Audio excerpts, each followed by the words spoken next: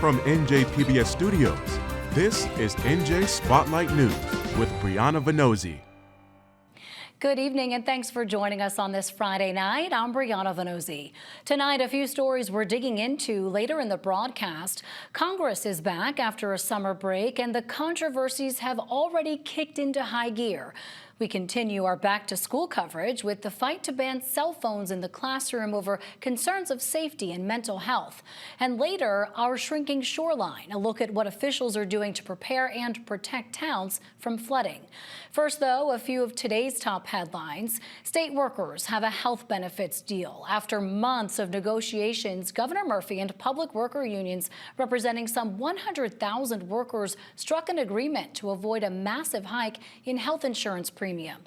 The deal, announced late last night, scraps a plan that would have required unions to find $100 million in savings in the state health benefits program and instead cut costs by $75 million. Now, no details have been shared on how those savings are going to happen, but according to the governor's office, the compromise includes a mix of higher deductibles, prescription drug changes, and copay increases for certain care. Both sides, though, are describing this deal as a victory, which is a sharp contrast to what happened earlier this year when Governor Murphy and legislative leaders put language into the state budget bill requiring the unions to find those savings by next June, angering many. Lawmakers now have to pass a bill repealing that requirement. Also tonight, 13 people from New Jersey have been charged in a multi-state auto theft ring that's connected to the death of a Philly police officer. Attorney General Matt Platkin and law enforcement leaders today said the group, which operated out of Camden, stole over 40 cars from 2021 to 2024 across state lines. They targeted homes, car dealerships, and parking garages. Authorities say the vehicles were then sold on social media or through text messages using a sophisticated scheme where they falsified documents like temporary registrations and even creating new VIN numbers. According to prosecutors, Philadelphia police officer Richard Mendez was fatally shot by members of the group while he and another officer trying to stop a car theft in progress at the Philly airport parking garage back in October 2023. The group members are facing charges of racketeering, weapons offenses, promoting organized street crime, and theft and conspiracy. Authorities, by the way, are warning the public not to leave key fobs in the car because that's how thieves can hack the signal to unlock and start it. In our Spotlight on Business report tonight, it's good news, bad news for SEPTA commuters and transit riders in Pennsylvania and New Jersey. A Philadelphia judge ruled SEPTA must restore all services that were slashed last month and blocked plans for any new cuts, which included 2 lines in Trenton and West Trenton, along with about 20% of across-the-board service. Now, that means all 32 bus routes that were eliminated outright last month are also set to resume, but SEPTA officials say don't expect service to be back to normal today or even next week. It'll take at least that long to get everything back up and running, depending on the service. Now for the bad news. As part of Thursday's ruling, SEPTA can still go ahead with a 21% fare hike. It's unclear exactly when that increase will go into effect. The decision comes after riders and a consumer advocate sued to block the cuts. Meanwhile, PA lawmakers are looking for a permanent funding solution to the transit agency's $213 million budget deficit. And coming up, Governor Murphy's called for a ban on cell phones in schools. But what do districts and parents have to say? We'll take a closer look in our Back to School series. Funding for NJ Spotlight News provided by the members of the New Jersey Education Association, making public schools great for every child. RWJ Barnabas Health. Let's be healthy together. And Orsted, committed to delivering clean, reliable, American-made energy. Support for the Business Report is provided by Riverview Jazz, presenting the Jersey City Latin Jazz Festival, September 5th through 6th. Event details, including performance schedules and location, are online at jerseycitylatinjazzfestival.com. Well, Congress is back at work after a month-long August recess, and it didn't take long for things to kick into high gear.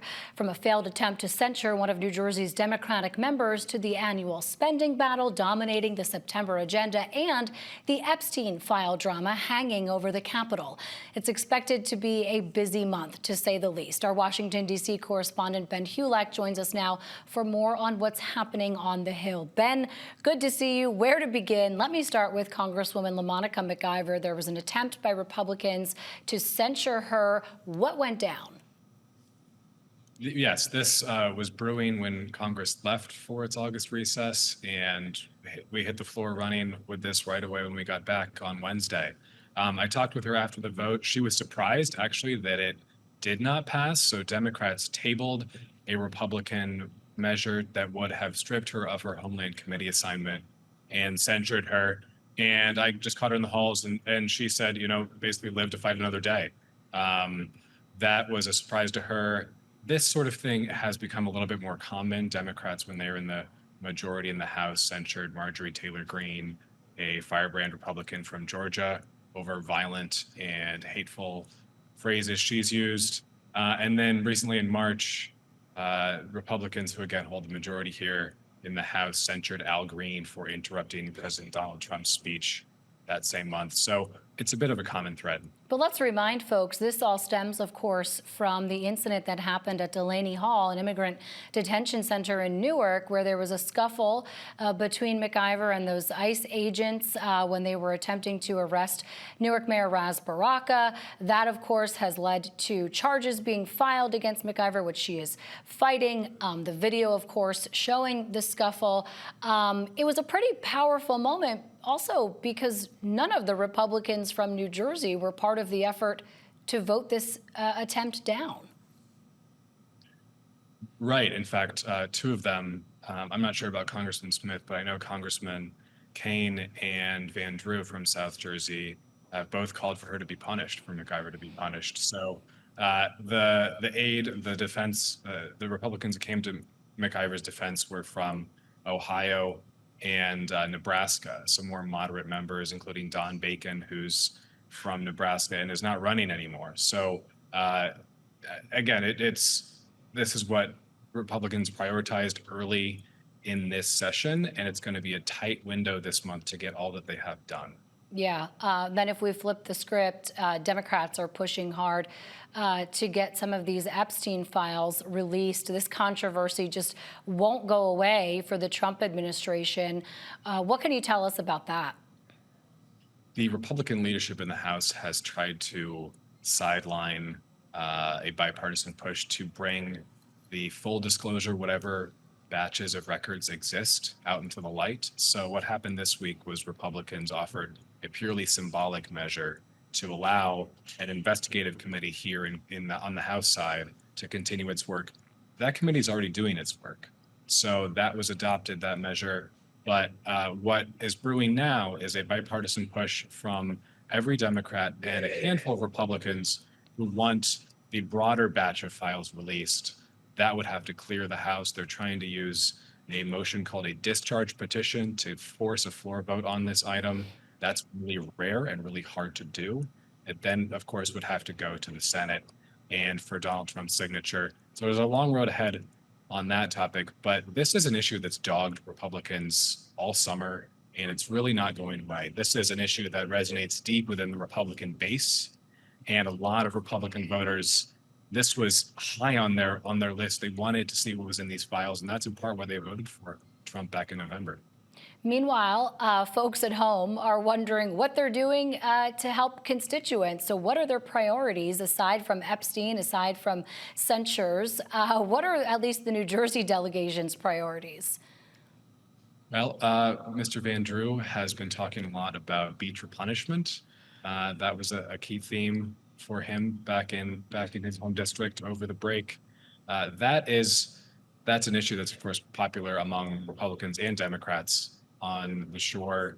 But the big issue, and we can talk more about beach replenishment, but the big issue really is the deadline of September 30, which is the annual budget deadline. If Congress doesn't act and pass some sort of some sort of legislation to keep the government open, the government out of the day-to-day cash it needs to operate. So that is looming large. There is also a defense bill that has to pass every year to authorize the Pentagon to sort of operate its day-to-day agenda. But really, it's that hanging cliff of the end of money. Yeah, I to- mean, Republicans are going to have to figure out a way to work with Democrats on this, or, as you said, head toward a shutdown. How likely is that, or are they going to slap some type of spending bill together? They will likely slap some sort of spending bill together, what's known as a CR, continuing resolution, in these halls. That probably gets Congress, likely, if past years are any judge, into November, December, and then they'll have to act again. But the key pressure point is here is really Senate Democrats. So if you remember back to March, Chuck Schumer, the New York Democrat who leads senators in that chamber, essentially caved. At least that's in the eyes of the Democratic base, caved and allowed Republicans to pass a bill without any Democratic priorities in it. There's a lot of pressure on him now and on Senate Democrats to get some concessions, because remember, to fund the government, to get through the Senate, you need 60 votes. Republicans only have 53, so they have to come up with 7 Democratic votes or more to pass this thing, whatever sort of spending bill emerges. And that's a real serious point of leverage Democrats have. They didn't really use it in March. We'll see if they use it this month. All right, you can check out all of Ben's reporting on this past week in Washington and more on our website, njspotlightnews.org. Ben, thanks as always. Of course. Residents got a final chance this week to weigh in on sweeping new rules aimed at protecting the state from flooding by using updated data on things like sea level rise and existing threats from climate change to determine where and how any future development should be built. But the rules have been a source of fierce pushback on both sides of the issue, and it doesn't appear the key groups involved are willing to budge. Our senior correspondent, Brenda Flanagan, covered the hearing and joins us now with the latest. Brenda, good to see you. Hey, Bree. So DEP officials sort of offered a last-ditch open mic night for people to comment on recently revised rules aimed at protecting towns from destructive floods and sea level rise. These proposed rules include safe building standards, and they define flood risk zones that'll determine how high residents need to raise up their homes or where developers must plan for stronger flood resistance. But even after the DEP eased back on some proposals, they remain deeply controversial and opposed by many Jersey Shore mayors, builders, and business groups, including the NJBIA. These rules are not a workable solution to our resiliency problems. There are still major flaws with this rule. It's going to have a major negative impact on our coastal and river towns. It's going to harm our urban redevelopment. Now, maybe some of the hardest pushback comes against sea level rise forecasts in the revised rules. The DEP made some major changes, like lowering building elevation requirements from 5 feet down to 4 feet above FEMA's base flood levels. Scientists pointed to new data predicting oceans will rise more slowly than originally predicted. But 4 feet's still a big deal. It would put 40% of Cape May County underwater within 75 years, a consultant calculated. These are not abstract numbers. They represent real land, real property, and real homes where people live and work and invest. The economic consequences of these restrictions cannot be overstated. Property values will decline as land becomes subject to new regulatory hurdles. Tax bases will shrink. Beach Haven has quite a large historic district, and we still haven't heard a lot on how that's supposed to be dealt with, because obviously, to raise all those old homes would be virtually impossible. We still don't have a robust evaluation of the economic impact of the rule. And I say that because there's still no mention of exactly how many properties are set to be impacted by the new floodplain and how that will affect their value. Some studies suggest it can cause a 10% devaluation of a property. As a homeowner, I realize that we have a huge problem. The water is rising. I look at it every day. So if people don't realize that because they don't live on the water, Shame on them. Now, that last speaker is Kelly Smetkowski, not a lobbyist or an official. She's a homeowner in Forked River. She lives right on Barnegat Bay. Her property's eroding, she says, despite an offshore barrier reef of baby oysters installed by the American Littoral Society. The whole area is under siege and losing its shoreline. We connected on a Zoom call after the DEP hearing, and she showed me her front yard. It's almost entirely all underwater. This property went out 185 feet, probably in the 70s from this point. But in the past 10 to 15 years, they've probably lost 50 to 60 feet. I do think that builders and the towns, even though they want revenue and taxes, there should be areas that you just can't build on. If you know that the ground is eroding and you're losing property, they shouldn't be able to sell that property. That just should be it. Now, Smetkowski admits she should have done more research about climate change before building there on the bay. She strongly supports the DEP's proposed rules, noting she's not an expert, but she's living with the issue. And several experts did endorse the DEP revised rules during Wednesday night's hearing. The sound science that backs these regulations really is calling for us to become more resilient over time. So rather than waiting and passing the buck into the future and letting future generations deal with these impacts, what we are saying in these regulations is that we know these sea level rises are happening now. But we're protecting residents. We're protecting businesses from the damage of flooding, from having to be put out of business, from having to be put, customers not being able to get there, people not being able to get to their jobs, and buildings destroyed and damaged, and people have lost their lives. And that's what resiliency means. That's what these rules mean. Taking steps. But some environmentalists felt the DEP's made too many concessions to developers, especially a rule change that would permit exemptions for developers building affordable housing in a flood zone. They asked the DEP to restore the stricter standards. By lowering the standard, the state risks enabling development in areas that will face chronic flooding within the lifespan of infrastructure and housing projects. This is not precautionary planning. It is a gamble with public safety and taxpayer dollars.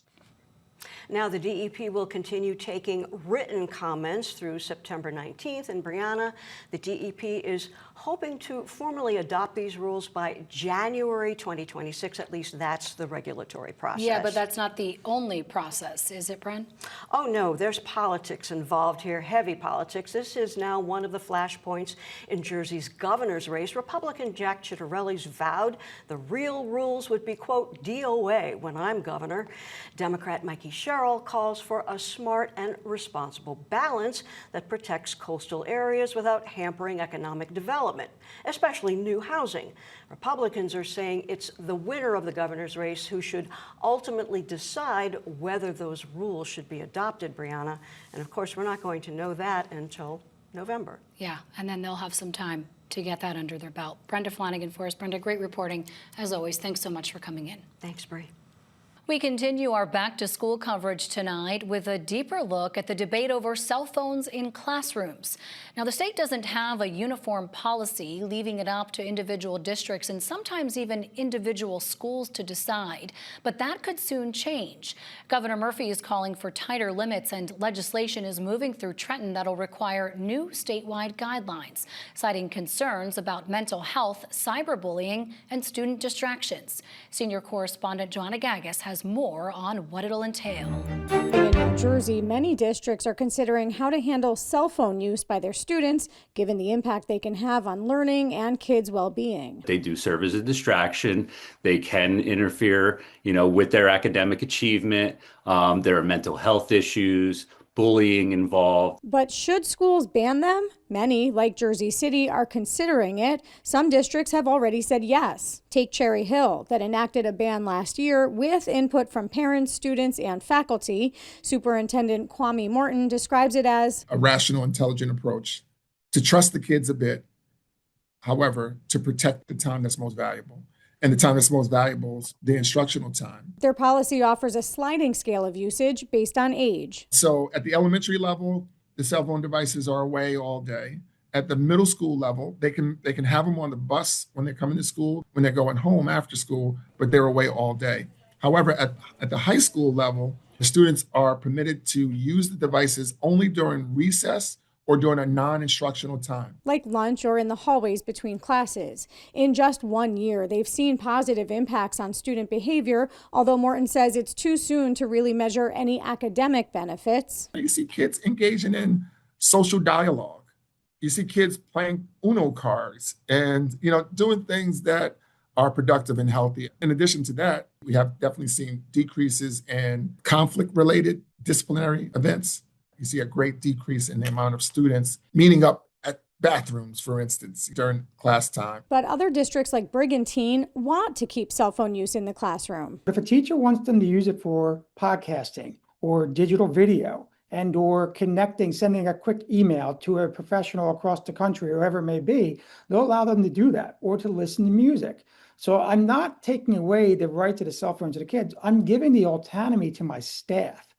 And our staff is also modeling what technology can be when they get to collegiate or high school or to the workforce one day. Brigantine Superintendent Glenn Robbins says teaching safe and smart cell phone usage is a priority in his district, and he thinks a ban would undermine that. If we can teach our kids when to, put it on silent, when is the appropriate time to use a cell phone, to have those critical conversations, I think that's paramount to teaching these kids. If not, we're just avoiding and saying, all right, you go on your own after 3 o'clock when the day is over and experiment. And we know so many things happen till 7 a.m. the next morning, and then we're going to pretend it's disappeared again. I think we have an obligation to teach them. State lawmakers took up the issue last year, drafting a bill that would require school boards to enact strict phone bans. But with input from districts and groups like the New Jersey School Boards Association, it's been amended to provide more flexibility. It's not all that simple, and one-size-fits-all approach isn't something that we think is really the best way forward. We believe local control, home rule, flexibility has worked really well for our public schools in New Jersey. They all have different priorities, different levels of resources. And while you might expect a mental health counselor to support the ban, John Paul Simon, who works with families and advises schools through Care Plus NJ, takes a more measured approach. I ask schools to think about active and structured restriction. The more the phone gets taken away, kids are more attentive. Kids are more engaged. But the piece and the component when I strategize with schools is, are we building autonomy and independence with these students? Are they inherently learning a value that being present is much more important than being distracted? It's a question that districts and communities will have to consider as they decide how and when students should have their cell phones. For NJ Spotlight News, I'm Joanna Gagas. Finally tonight, could the second time be the charm? Amanda Anisimova of Freehold Township has once again reached the final of a Grand Slam, besting four-time Grand Slam champ Naomi Osaka in the U.S. Open semifinals that stretched into the early morning hours. She made a dramatic comeback from a tough first-set tiebreak loss to win the match in 3 sets and will face off in the finals on Saturday night against Aryna Sabalenka. She's the world #1 Anisimova beat to reach the Wimbledon finals in July. She called reaching the final of the U.S. Open a dream come true, and she now goes on in her quest for her first major title. Good luck. That's going to do it for us this week. A reminder, though, you can download our podcast wherever you listen and watch us anytime by subscribing to the NJ Spotlight News YouTube channel. Plus, you can always follow us on Instagram and Blue Sky to stay up to date on all the state's big headlines. And if you want to help support the programming public media brings you and keep stations like this one thriving, head to njspotlightnews.org/donate. I'm Brianna Venozzi. For the entire team at NJ Spotlight News, thank you for being with us. Enjoy the weekend. We'll see you right back here on Monday. NJM Insurance Group, serving the insurance needs of residents and businesses for more than 100 years. Horizon Blue Cross Blue Shield of New Jersey, an independent licensee of the Blue Cross and Blue Shield Association, and by the PSCG Foundation. Public service is what we do. At the PSCG Foundation, through volunteer hours, partnerships, and our other contributions, we're committed to empowering communities. We work hand in hand with you, our neighbors, to educate young people, support research, environmental sustainability, and equitable opportunities, provide training and other services all over New Jersey and Long Island. Uplifting communities, that's what drives us, the PSCG Foundation. NJM Insurance Group has been part of New Jersey for over a century. We support our communities through NJM's corporate giving program, supporting arts and culture-related and nonprofit organizations that serve to improve the lives of children, rebuild communities, and help to create a new generation of safe drivers. We're proud to be part of New Jersey. NJM, we've got New Jersey covered.